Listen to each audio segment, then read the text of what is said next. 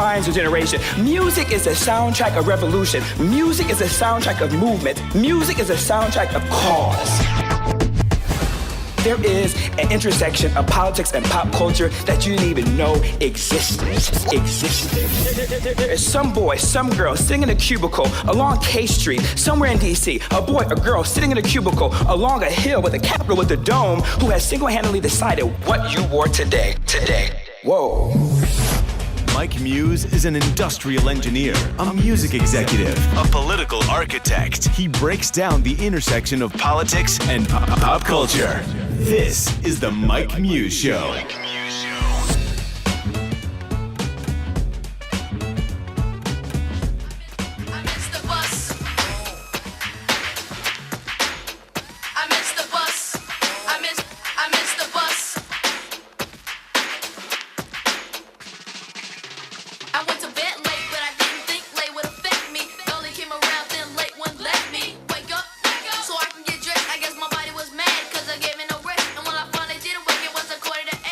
What's up, world? It's your boy, Mike Muse. Welcome back to the Mike Muse Show. I mean, at this point, I guess I have to keep saying the award-winning Mike Muse Show, man. They keep telling me I had to keep saying that. So I still can't believe that we're an award-winning show in less than a year already. So thank you so much, listeners, for being who you are, for rocking with me on this journey, and for following with me, man, and being engaged in our conversations. You know, here at the Mike Muse Show, we love to bring you innovative conversations that are fun and refreshing on this whole intersection of policy and politics and pop culture, getting you to see policy and lifestyle through lifestyle, that's sports, music, film, fashion, and technology. And so thank you so much for all the DMs, all the Instagrams, all the tweets that you send me. And as always, you can always find me at I am Mike Muse, M-U, S as in Sam, E on Instagram and Twitter. And of course, you can find us here on Insight at SXM Insight on the Twitter handle too as well.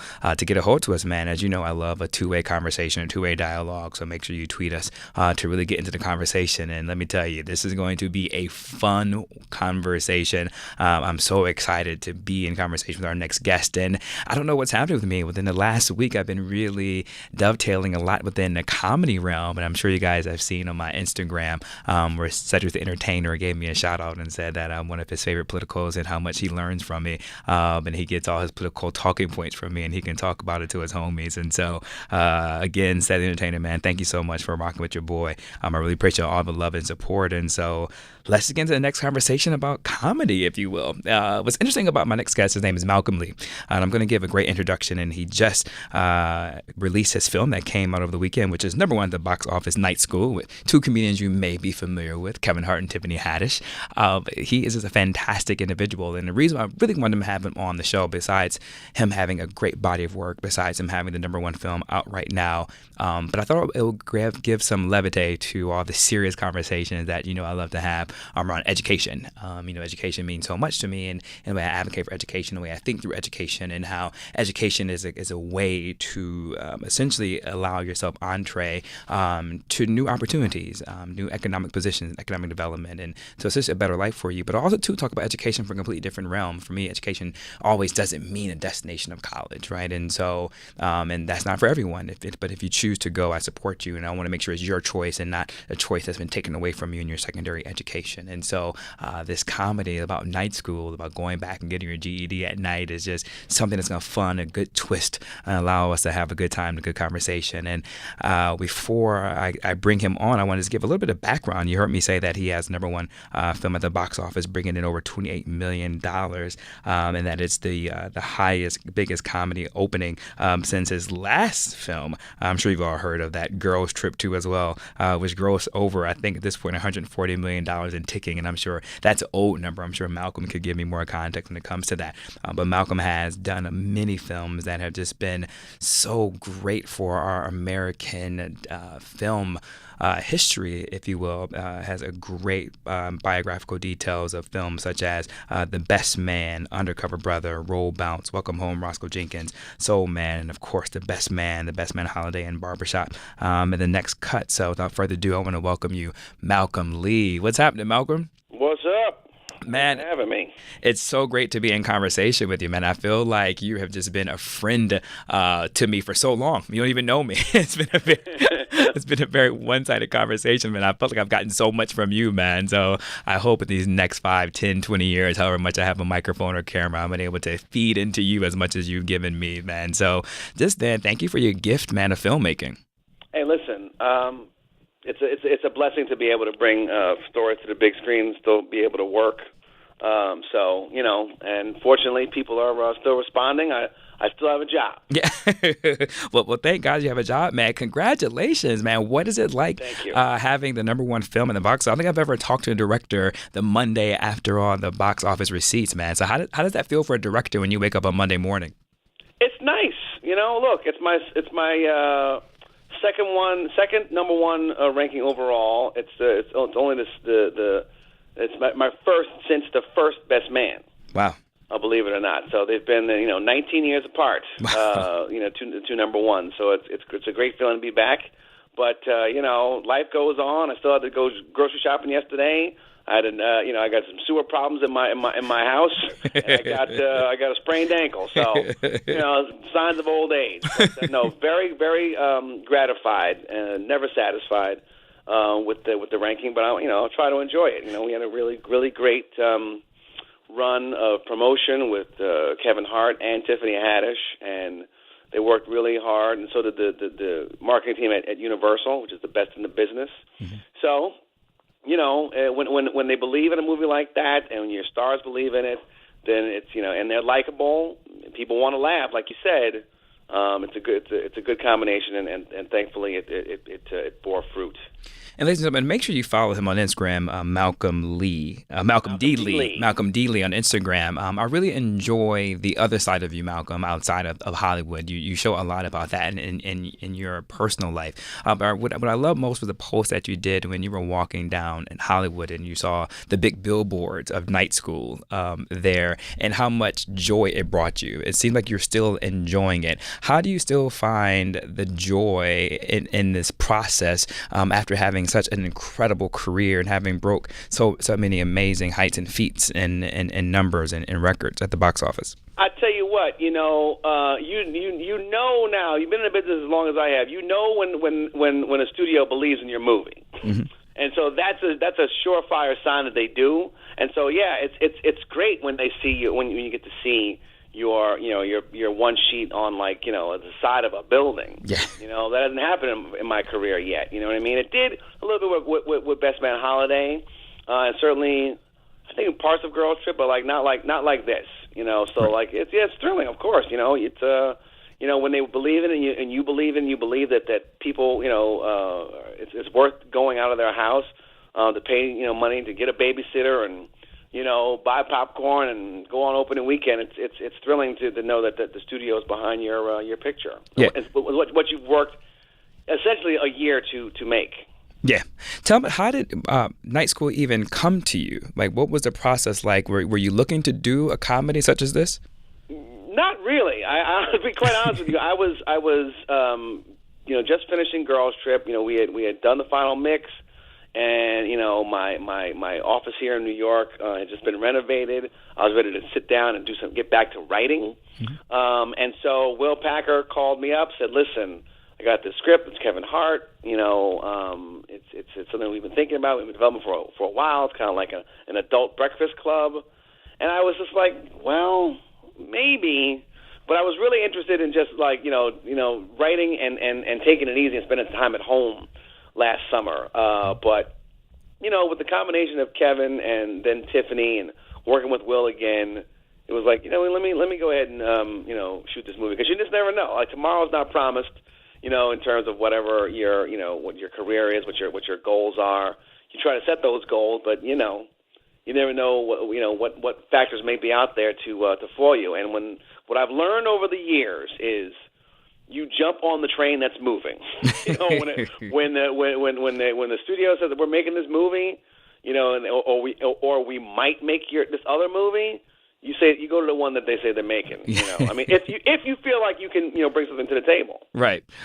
Michael, the reason I love talking with directors more so than most aspect of the movie making process is because to me a director is very resemblant of leadership out there that a lot of individuals can relate to.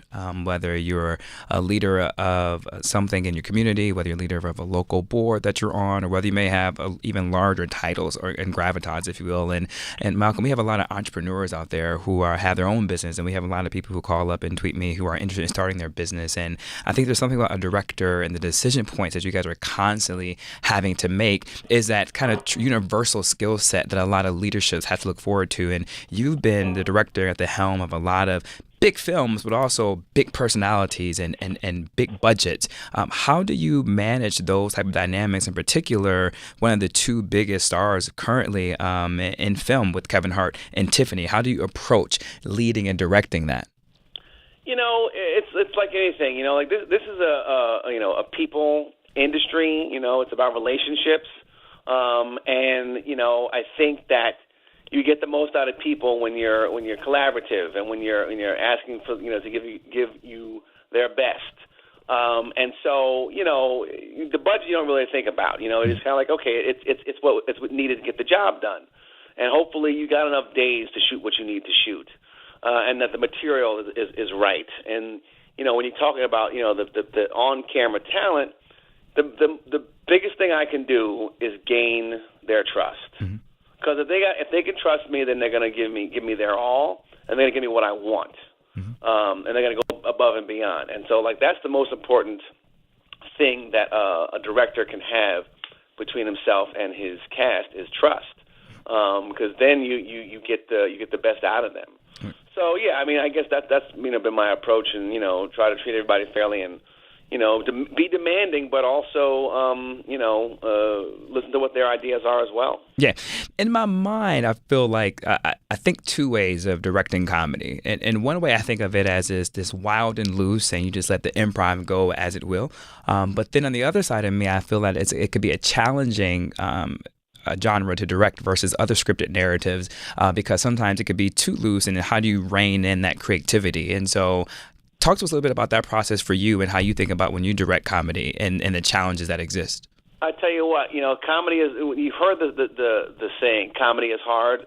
It's really true, because like you said, there's a number of different ways it can go. You beat up the script as much as you can, with writers and with round tables and people and comedians pitching jokes, and even in rehearsal, you're pitching jokes. Then when you get on set, my approach is let's get one on the page and then let's improv if it's not working, because you got to give funny people the opportunity to be funny. They're always looking to be funny in the scene and in the moment. That's their job to find the funny. You can't harness that. You have to let that fly within the realm of the character.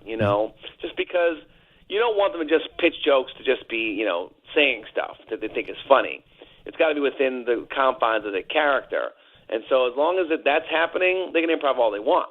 Mm-hmm. Because, you just never know what you're going to get when you get to the editing room. If you try to just shoot what's on the page, then, you may or may not get a laugh from your audience. You got to have some backup. You got to have some choices. When it happens, when you're doing a drama, when you're doing something a little bit more, straightforward, then you're a lot more stringent about what you want, and even within that, you want to give your actors some leeway because they're going to bring something to the table that you may or may not have expected. Mm-hmm. So but especially when comedy, cast really funny people, and tell them give me what's on the page, and then give me one for you, or two for you, or three for you, Because again, that's their job. But something's gonna happen within a scene. Tiffany Haddish is gonna say something that gives Al Madrigal something to think about, and he's gonna throw it out there, and then Romney Malcolm's gonna be like, "Oh my God, that's hilarious! I'm gonna use that and say this." Yeah. So it's amazing when you get this ping pong tennis volley action going on within the scene, and it's magic when it happens, when they bring all their creativity and all their styles of comedy to the table. Well, in this film, Malcolm, there's so many different styles of comedy, as you mentioned, but and also two different styles coming from such diverse backgrounds. And when you think about it, comedy today is so sectored out, right, in terms of female comics and male comics and people of color versus white comics and different audiences, and sometimes you don't see a diverse crowd always. And so when you're making a comedy of this type, are you and your cast thinking about the audience, or does that ever come into question in terms of, are you concerned if individuals will get it? It depends on what's happening in the scene. I try to have some discussions about their characters all before we get on the set, just because we all want to be on the same page about what we're doing, and sometimes I might tell Taron Killam something that I'm not going to tell Kevin just because I want Kevin to be surprised by it.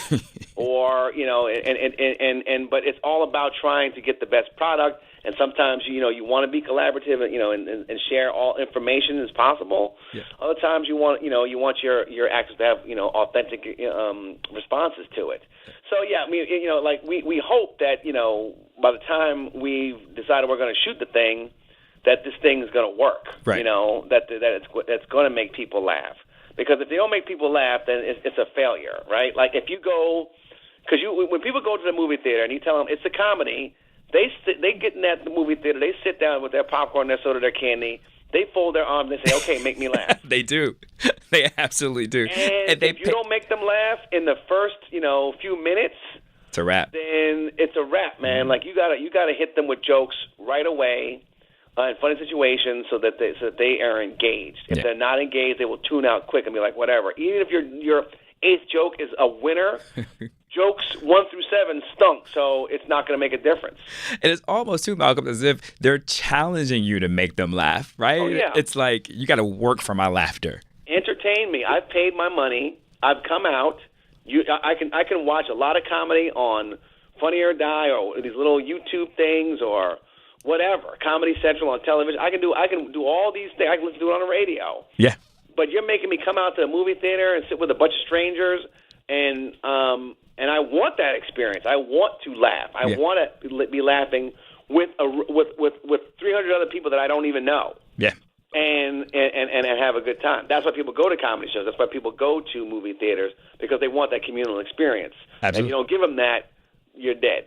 So I have a question for you. I wasn't even thinking about this, but just kind of where we're going. We're talking about from the audience perspective, but as a director who has to set the tone, Malcolm, how do you set a tone for a set to even be funny? Because you and I have been in media for a while, in particular me. When you're communicating before it be a live audience, right? You have to suspend whatever is going on in your own personal life, right? You have to leave that at the door, and you have to walk and step in front of that camera, step into the microphone, and be on and entertain and leave their problems behind. But I have the luxury of people don't tune in to me to laugh. Mm-hmm. So I don't have that pressure associated with, set to do a movie, there's weeks involved. And so how do you keep a set like that so free of personal drama dynamics in order to allow those improvisational moments to occur?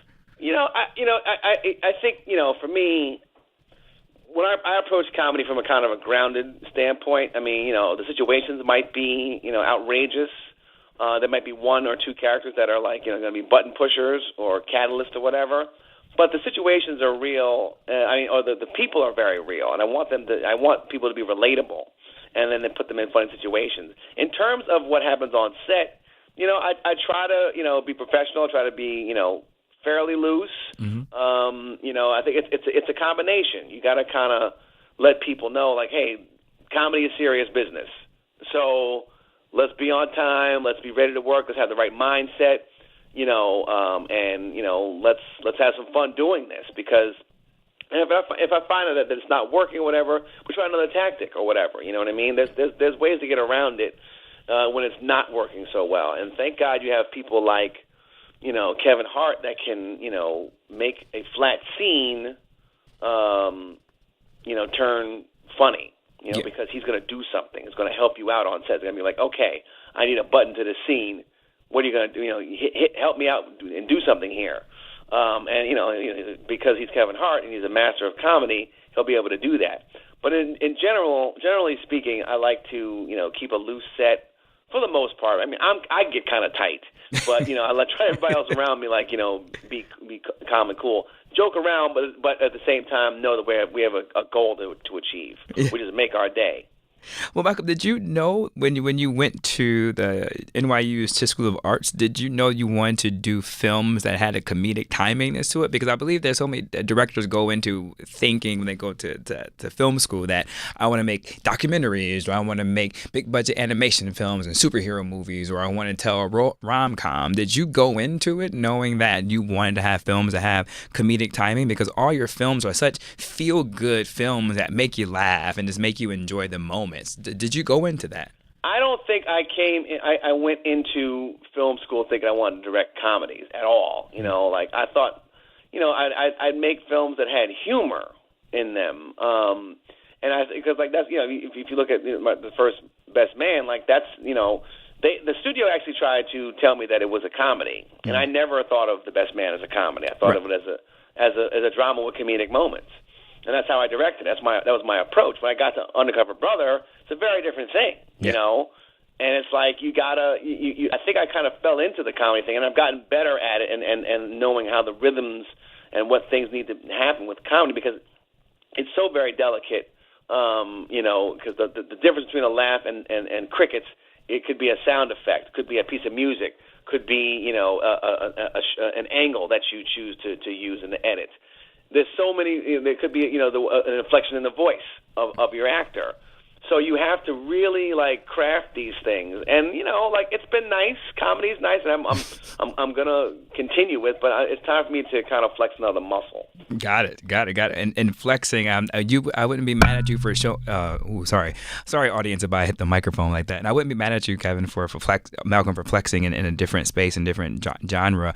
You have been such a great custodian of culture. Your films just resonate with me and my friends and my family, and those are moments that we've always come together around the holiday time periods, and just good moments. And so I just thank you for curating those moments for us and really showing African American culture as American culture. And I think that we're living in a time period now where representation matters, and we're finally seeing how our stories are just American stories. They're not just Black stories. It's unique to us, but it's no different than any other American narrative that's out there. And so I salute you, and I thank you for being such a great custodian of that. Is that in your mind, Malcolm, as you begin to think about other projects, as you begin to flex your muscles, as you said? Well, I tell you, I'm just going to comment on what you said earlier. That was my goal in first coming into the industry. I wasn't seeing myself represented on screen. Representation matters, like you said, and I wasn't seeing myself represented on screen. And so I wanted to tell stories about, my American Black experience, that was reflective of not only mine, but other people that I knew that were educated, that had higher aspirations, who had family dynamics that weren't so great, or friend dynamics that were touchy or what have you. So yeah, they were all very universal stories, and my goal was to make so-called African American movies mainstream, so that they would appeal to everyone. I think that my movies have always been that way. So it so happens that Girls Trip was one of those movies that really crossed over and had that cultural specificity, but the universality of storytelling. Night School is in the same way. And so, I'm going to be doing more movies that are going to be both. I mean, they're going to be specific to African American culture, but we'll, always have a universal theme or a message. Yeah. Malcolm, I'm going to be talking with some educators coming up on the next part of this conversation. I know night school is a comedy, and it's definitely about night school education and getting your GED. You are a man who is a graduate of Georgetown University. As I mentioned, you went to NYU's film school. We all know the importance of the arts that plays in education, in particular in our public schools, as budget gets cut and what happens to students, to those who may not even be interested in pursuing the arts, if you will. So I don't want to ask you any questions about that, because that comes up pretty often. But I feel like a question that really doesn't get asked or discussed often is, outside of just traditional music programs and outside of traditional art programs that happen in public education, What do you think is important for students in grades K through 12 to really hone in on in order to become great film directors like yourselves? I think it's exposure to a lot of different kinds of things. Like, I was fortunate to be exposed to filmmaking. I was fortunate to be exposed to different cultures very, very early on in my life. And I think it's important that, especially for young people's creativity, they have to use the other side of their brain to have creative outlet, whether it's writing or drawing or acting or sculpting or painting, obviously there's reading too, but something where they can express themselves in other ways than like, okay, here 2 + 2 = 4, and this regurgitation of history. There needs to be critical thinking, and there needs to be an opportunity to use the creative mind. Again, I didn't even mention music. Music is it's a great outlet for people. Dance, they need to be able to be exposed to these kinds of creative outlets so they can decide A, what they like, and then B, just expand their minds on what else is out there for them. They might unlock something that's precious, that is the key to their success in their future. So yeah, I think that's no one gets by just by doing reading, writing, and arithmetic. Correct. I'm a big believer in that, Malcolm, and that's someone who comes from a STEM background. I have an industrial engineering degree, and I did nuclear chemical research, and I'm a big believer of having more well-rounded education to supplement both the left side of the brain and the right side of the brain. And so, Malcolm, I can't thank you enough for all that you have done for American culture and for American history and being such a great custodian of it. Thank you for all your film projects, man. And ladies and gentlemen, if you haven't seen Night School, please run to your theater to go see it. Make sure you see all of Malcolm D. Lee's films. You will not be disappointed. And if you're new to him right now, go back on Netflix and look at all his previous films. Yeah, you can skip Scary Movie 5 though. That was a blip on the radar. You can skip that one, y'all. I can tell you that right now. That's not worth your time at all. Lessons learned. Malcolm, how can people reach you? I know I mentioned it before, but you want to give out your social media handles so people stay engaged with you. Yeah, so it's at Malcolm D. Lee on Twitter as well as Instagram. And there's a Blackmailed Productions Facebook. Awesome. Blackmailed is BLACKMALED, Blackmailed Productions Facebook. All right. Well, Malcolm, thank you so much. Ladies and gentlemen, grab a snack and come on back for more conversations around education.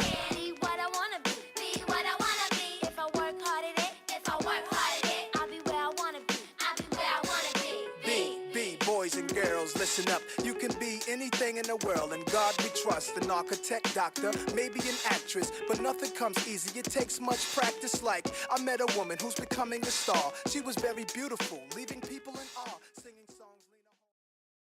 Right go wrong, just say a little prayer, get your money, man, life goes on. I'm hopeful, yes I am hopeful for today. Take this music and use it, let it take you away, and be hopeful, hopeful. Ladies and gentlemen, welcome back to the Mike Muse Show. So glad to have you back with us. I hope you're enjoying your snack from that. Wasn't that a fantastic conversation with the incredible Malcolm D. Lee of Night School? I don't know, man. I feel like our show is really becoming a destination for directors. And I think you got to get to understand why I love speaking with directors. It's something amazing from when I have a conversation with Ryan Coogler to Ava DuVernay, now to Malcolm D. Lee. It gives me a chance to really talk about the decision points that makes a film. And I think sometimes directors are more fascinating than the actors themselves because they actually control the narrative of the film. They control the framework. They have understanding of the storyline, and it really goes into executive style leadership. And as you guys know, I'm a big fan of all things leadership and in terms of governance. And I thought there was no better way to pair Malcolm D. Lee than with my next guest who really exemplifies governance, really exemplifies leadership. And there is no better governance and leadership than a principal, and more or less a principal of a high school. It kind of sound familiar, a little bit of like night school. Trust me, he's no night school principal like whatsoever. He's no Kevin Hart or no Tiffany Haddish. But the work that he's doing has the impact of 1,000 ways of stars, and he's creating the next future and shaping the next creative entities that will help create narratives and images on the big screen, small screen, little screen, create the technology behind all the screens, and hopefully will help change policies and shape lives and futures. I'm talking with no other than Mr. Akbar Cook, the principal of Westside High School. What's up, Mr. Akbar? Oh, man, I'm so happy to be here, Mike. This is amazing. Thank you for having me. Man, thank you for all the work that you do, and thank you for being on the show. And I got the high school name right, correct? Yes, it's Westside High School, yes. And Westside is located in Newark. We're in Newark, New Jersey. Yes, sir. Ladies and gentlemen, I got discovered through Akbar Cook from a number of different ways. So a couple of individuals had hit me up about you prior to. Okay. I had to see the great story about, and ladies and gentlemen, I think as I begin to tell the story, you've probably seen his article in the Washington Post. Yes. You may have even seen his great face on the Ellen Show. Yes. And Akbar is known around the country for the guy who put washing machines in high schools. Yes. And we're going to do a deep dive into really the impact of that and how game-changing that was as we begin to focus on the whole school. But before we go into that, talking about movies, Akbar, Yes. I was reading a story and I was looking at you. You remind me of Mr. Joe Clark from Lean On Me. Yes, without the bat. I just lead with love. Yes, sir. Without the bat. No chains on the doors either. But literally, when I heard the students just giving reverence to you, it was had that such a connection, right? And I think sometimes there is a semblance of movies, right, and in real life, and life imitating art, art imitating life. For you, what is the connection like with your students, and why is it so important that you have this great dynamic personal relationship with them? I think when I first got hired, Mike, the principal that hired me, he wanted me to be this drill sergeant. I'm a big guy. I'm 6'7", big, black, strong guy. And I think he wanted me to just be this drill sergeant and just get kids in line and all of that. And it wasn't me. Like, I'm a loving person, and I care. And that's how I move the kids. It's not by yelling at them. It's by showing them that I go through the wall for them, and they would do the same thing in return. So once I found a happy medium with that, I believe I started finding my way and moving kids and moving the needle. So I'm just so happy that I was blessed with a family structure where my families was educators, but more importantly, my grandmother, she always took in kids. Like and we call them my cousins now. She was a foster parent, and she didn't take in just the good kids. She took it the most at risk. Parents were crackheads type kids, and we made them family. And I think it started from there. So I want to say taking care of kids is the family business, and that's my upbringing.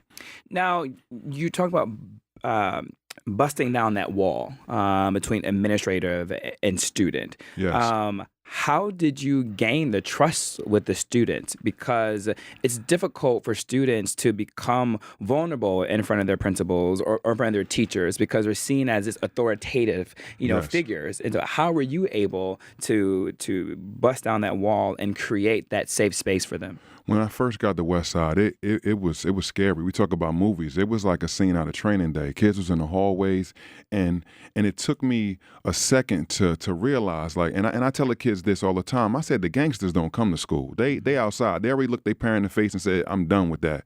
If a kid is in school, they are scared of mommy. Or they're scared of grandma. So I had to start thinking, that's grandma's baby right there. So once I stopped looking at them like they was this, these scary individuals, and started seeing the heart and start putting myself in places where I'm in their hood buying sandwiches. I'm around them, and they see me at the local store. So I think it's going to take it's a process to chip away at that defense that they have up. But once they see you vested and you're there and you're consistent, I think all of them open up. But they got to see that consistency. So they used to people coming in fly-by-night programs and then leaving. I didn't leave. I was there. And like I said, I was in the trenches with them. I'm never going to be that general that leads from the tent. I'm always going to be on the front line. So I think the kids dig that. And I dress like them. I look like them. I'm listening to hip-hop songs before they get it. So they see I'm from the culture. So I think they was happy that someone that looked like them was now, their leader. So it worked. Listeners, I wish you could see my smile right now because Akbar doesn't even realize this, but I talk about this a lot. So, as my listeners know, Akbar, education is a huge platform that I advocate for, and in particular, changing mindsets. And so, when I initially asked you the question, I was initially thinking about the student's thought process of you, but what I got out of your answer was your mindset. And I talk about there's something about authoritativeness, whether you are a police officer, whether you're a judge, a lawyer, whether you're any type of authoritative figure in a child's life, in particular dealing with students who may be deemed as at risk, or students who may be deemed as troublemakers or gang members or those creating violent acts. They often tend to look at them as adults, right? And so then they either try them as adults, right? They handle them as adults, but really they're just young 10-year-olds, 11-year-olds, 12-year-olds at heart. And when you look at them like that, you then can engage with them on a youthful, juvenile level, which then will make them respond to exactly who they are. Because most of the time they're playing adult, but they don't have the constitution of being years on earth to be able to withstand those difficult situations. Yes, sir. How do your colleagues in the education space, and also too in any other authoritative space you deal with, look at that view? Is that something you guys talk about in the education space in terms of changing the mindsets of educators to think of that type of level? So our new mission statement is RIP, the acronym RIP, and it's relationships, innovation, and passion. So with the relationship part, that is huge. Like, we talk about the kids and their mindset. If you are coming at them, like you said, the authoritative figure, and you're just yelling at them, and they are trained to take no disrespect whatsoever. So you have to give it in order to get back. And I think all too much other educators going like, this dictatorship. Is not you. You are producing a product. They're the consumers. The babies are the consumers. We wouldn't have a job if it wasn't for them. So they need to go in with that mindset, but they don't. They go in, oh, I went to school already. Y'all got to get yours. And the kids don't respond to that. So when I took over this year, it was going to deep dive into relationship building, because that's where it starts at. Once the kids know, again, like you're vested, they're going to go. So I would say some schools, some of the best schools and some of the best teachers are the ones with the best relationships with students. That's a fact. And data supports that. Yes. And data supports the crime rates within neighborhoods, in particular at schools, actually go down. In particular, I'm thinking about just comparativeness of Newark versus Chicago, right? And so there are some schools in Chicago that has that same type of population where gangs are kind of ruling the schools, right? And violence kind of rules the schools. But then there's one school, and I can't think of the name in particular, and there's another principal who shares your same mindset. And she says, they ask her, what makes your school so different? Why are you getting different outcomes? And she said, the reason I'm getting different outcome is because of what I put into them, right? And how I engage with them. And so with you, Akbar, you mentioned the word innovation, RIP, what you have become known for, and I'm so thankful as individuals are getting to know you more, and I'm even listening to you more during this course of this interview, you have this holistic approach to education. You have this holistic approach to teaching and dealing with students. And so I'm so thankful that you are now been giving them platform to really talk about this as a whole versus just this micro moment of innovative thing that you did, which I'm about to talk about. But I'm glad that's giving you a platform to talk about the holistic thing. So I salute you for focusing on the whole child. Thank you. Because I think that's what's lacking in our educational and political and policy discourse. Ladies and gentlemen, he identified a solution, was innovative for a need. A lot of his students were being bullied for not having clean clothes. And tell us about that problem, and then what was the solution that you identified to help solve for that problem? So 2 years ago, Mike, a young lady was coming to school, and we check our kids. I know that's something that I think is going to happen in America, period. When they come through the doors, you gotta have metal detectors and all that. So we have metal detectors in the school, right? And we was going through a bag. And at the time, we didn't know anything. So she took a bottle of water and she threw it at my security guard's face. This big old scuffle ensued, a big drag out. She started busting stuff up, and we had to call crisis. And when the police came, the police brought me to the side and said, Cook, she was fighting like that because she was fighting for her pride. And her clothes were dirty clothes because she was homeless and she didn't want anyone to know.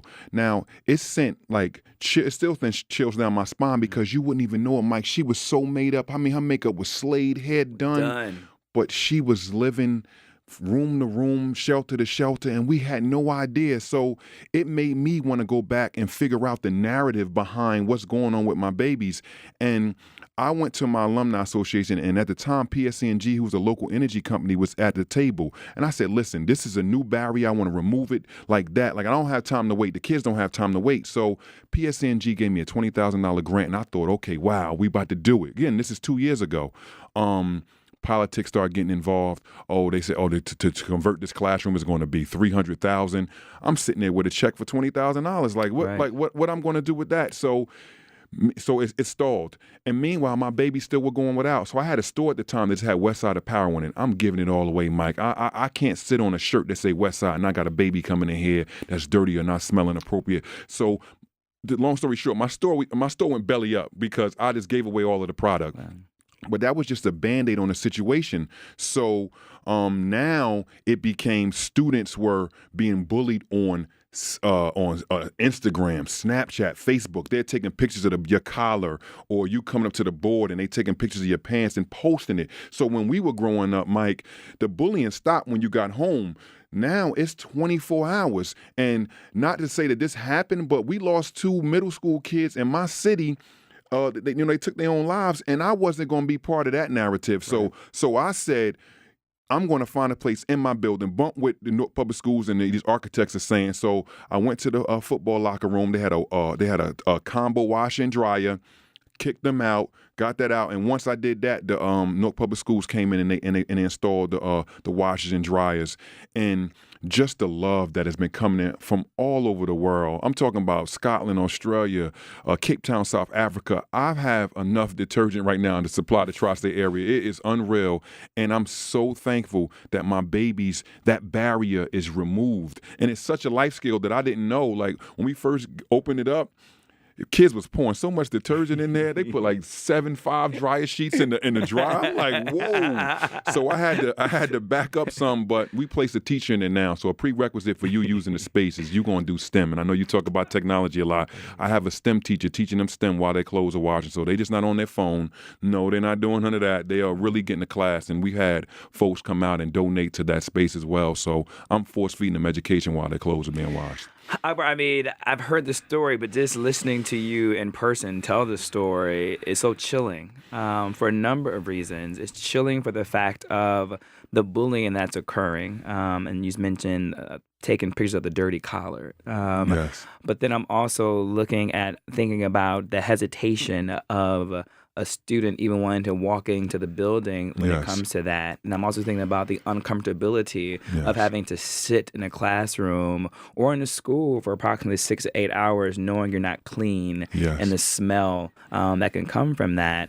But then also, too, thinking about you and how much teachers actually had to pull out of their own pockets and resources to provide your clothing store going belly up because you had to essentially provide supplies for your children, which is clothes. And I'm just thinking about all the budgetary cuts in our educational school system and what they want to allocate funds for in order to provide other areas. And I'm thinking the most recent policy discussion was arming teachers, right, with guns, but you want to allocate money for that. But instead, and not, look, I'm not here to argue the validity of that, but just the idea, though, in terms of could money be better used for innovative ideas that are basic privileges that most of us had and don't even realize it's a privilege to have a washing machine, to have a privilege of even understanding how to wash your clothes. And so I can't just keep saluting you throughout this entire interview, so it may get old for you, but I just salute you, and I thank you for having that. Thank you. But let's talk about the importance of a student feeling comfortable in their space, right? Because the privilege got removed from me a long time ago when I was assisting a local high school in the Bronx. I was on the board of advisors. It's a public school. It wasn't private or anything. And I started learning that about 99% of the students have the free lunch program.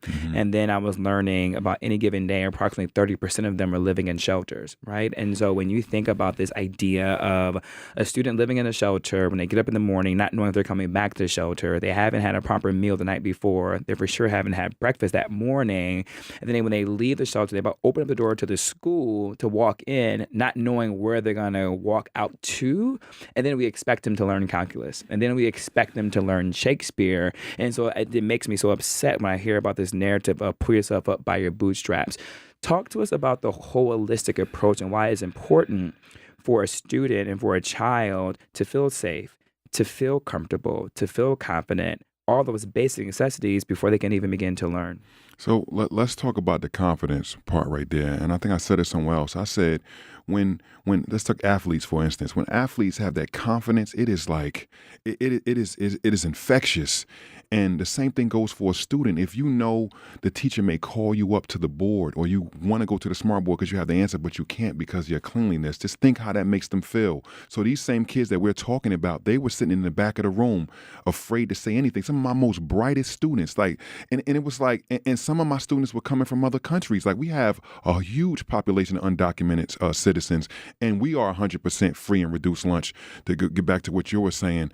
But just to have that confidence to show them what you're made of and be innovative that we talked about, they was holding back because of this barrier that it should be a natural right. And the way I move now, Mike, I don't even care if a parent is there. I'm going to move as if I'm the parent and provide everything. That store that I talked about now is full of toiletries. It's full of deodorant. It's full of soap. The kids come in there and take as you want. It's like, I want it to be Pathmark or Publix, whatever the ones they call out here in New York. I want it to be a supermarket for them to get all these things. But now you see the confidence, Mike. It's so, like, I get back to it, it's so infectious. Like, I have some of those kids now, first kids at the school, and I'm feeding them. They're eating. Like I said, we feed them breakfast. We feed them the lunch. We feed them after school meals. And I even have now, we give them family packs to take on a weekend to go home, because think about, that same kid is not eating on the weekend. Mm-hmm. And talk about being in a shelter. So the first day I became a principal, I got a report that said I have 8 kids that's homeless. Mm-hmm. Didn't tell me what kids was homeless, not. So what I'm supposed to do? So guess what? Now I got to treat all of them as if they homeless, so I don't have to figure out who was that one and figure out the narrative. So I know I'm all over the place, but the confidence is big time, Mike. Like just to get in front of the class and tell them what you learned. You're not all over the place, because what you're identifying is conversation that we just don't talk about when we talk about education. When we talk about education reform, we talk about education reform from standardized testing. We talk about education reform in terms of reading and students' inability to read. And there's a whole study, most, particularly in urban communities, people of color hear less words before kindergarten than the majority white counterparts do. And just the nature of language and how that impacts reading and critical analysis and critical thinking going forward. And so we talk about education from this very standard big tentpole notions. But what you're really diving into and what we're talking about right now is really the nuance of education and the little indicators that some may see, but they're actually large indicators that can have an impact on outcomes and can have an impact on performance. And so with the whole approach that you're talking about, what academic improvements have you seen in the sense of when these students now have the resources now that from the food, clothes, hygienic products? How do you see them now performing in the classroom? So first and foremost, they're showing up. So at the time, it was 85% of my students were severely chronically absent, meaning they was missing 3 to 5 days. I opened up my first month, and I want to say that's either easily cut in half. But, at the beginning of school, you have some no-shows because they go into other schools. But that's first and foremost. And just creating a space where it's a safe environment now where you feel like you can be the best person you can be. Some of my first tests, I'm having kids that's duly enrolled in classes at NJIT now. Wow. Essex County College. We doing amazing partnerships with Rutgers. So these same babies that was hiding in the back of the room are now AP honors students. So wow. I'm already seeing 1 month in, I'm already seeing the impact because they already tested to those. And we doing an Occuplacer test this week for the college courses. So I see it already. Like if I come back at the end of the school year, I can break down more, but I already see the impact that's already happening right now. Okay, so we're booking you at the end of the school year. Yes. So you're we done. can talk about it. Let's even do like a large summit. Okay. Where we can talk about that, because you just talked about the outcomes. And I'm so thankful that we're having this dialogue to really show individuals that when you provide the resources and you make a student comfortable and you create a safe space, that what their performance can be, right? Because I'm upset by our education system, particularly in rural and urban communities, how we teach to such low expectations, right? We don't expect students in these populations to do well. We automatically expect vocational college, or if college at all, or a 2-year junior college. There's nothing wrong with any of those, right? But I salute and appreciate those moments when it's that student's choice, Yes. right, to do that, Yes. versus when there is no other option given to them, and then we teach to that level and to that standard. And what you're doing is showing that anything is possible and providing the resources for you to have that amazing outcome with AP classes, with NJIT, because that's a whole other dialogue and discourse that we have when it comes to ability to get into AP courses, right? Yes. And how a lot of And us are pass them. prevented it, Yes. right, from doing Yes. it and even passing it. With the limited amount of time that we have left, I want to touch on just really two things. You mentioned police earlier. You said officer, so I'm assuming it was the police department. Yes. Talk to me about the importance of education, principals, and teachers having good working relationships with the local police department. So I want to say, and I'm going to be brief, that I have probably the best relationship in my city with the police officers. And I say that because I'm located where the 1st precinct and the 4th precinct. So they come in all of the time. Intel comes in and they speak with my students. But we also have police officers in my building. So they get to go back and forth with them right then and there. And I've been wanting to do some amazing things like we doing driver's ed. But how about now my police officer come up and show you what to do when the police pulls you over? Those type of things, like they basically just removing that stigma that is on right now as far as with the police in the black community. But I think we broke down that barrier. We have a great relationship, and my police departments, they've been coming in and they've been speaking to my kids, I want to say monthly. So we're ahead of the game in that regard. Folks, I mean, listen, you know what this show is about. This show is about policy, and this show is about activation and learning the hows of everything. And you know, we like to not just talk about the issues, but really point out what the solutions are. And so this is just one example of this one man, this one principal doing fantastic things, being innovative, thinking outside the box.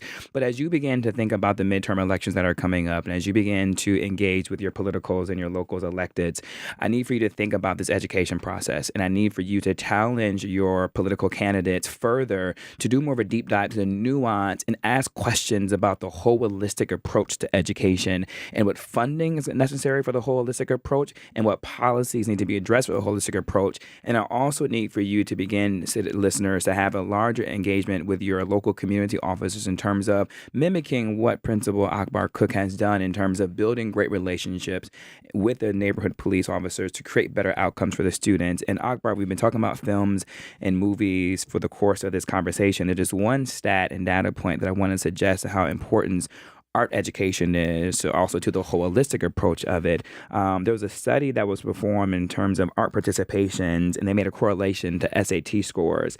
And they said there was a 2005 study that illustrated that students who took 4 years of art coursework outperformed their peers who had 1.5 year or less of art coursework by 58 points on the verbal portion and 38 points on the math portion of the SATs. Wow. So that's data, that's stats that correlates art education to critical analysis, critical thinking, problem solving. And as we all know, that's what those tests are testing for.